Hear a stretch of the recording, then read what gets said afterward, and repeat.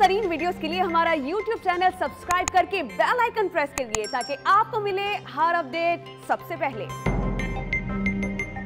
जो इल्ज़ामात हैं इंतहाई संगीन है। आपको और अनीस एडवोकेट को बुलाया गया है और जो आप पे इल्ज़ामात लगाए गए।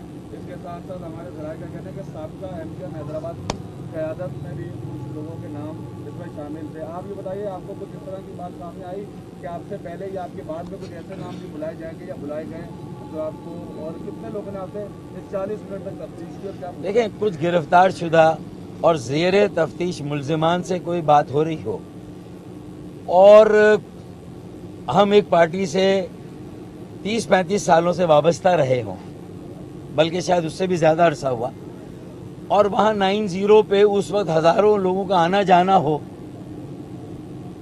और किसी ने कहीं सरे राह कोई हाथ मिलाया, मुलाकात की और हज़ारों लोग हर जगह तस्वीर भी खिंचवाते हैं, बनवाते हैं,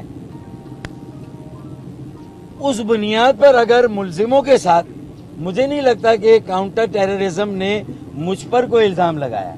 जो आप कह रही हैं आपकी मालूमात, तो आप मेरे साथ शेयर करें कि मुझ पर क्या इल्ज़ाम है, मुझे बताएं। मुझे तो नहीं कहा गया कि आप पर ये इल्ज़ाम है, मुझे तो कहा गया है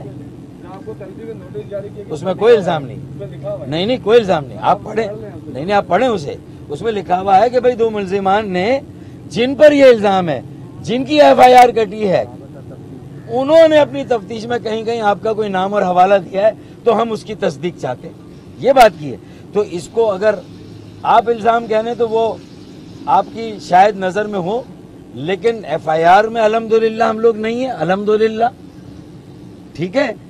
और कहीं जो मुझे आज कॉन्फ्रंट किया तो ये नहीं कहा आप पे ये इल्ज़ाम है, मुझे ये हवाले दिए गए कि उनके साथ कहीं आपका कोई ताल्लुक़ है, तो मैंने उनके साथ ताल्लुक़ या जो मेरे सामने हवाले या जो मुझे कहा गया, मैंने उस सब को डिनाई किया।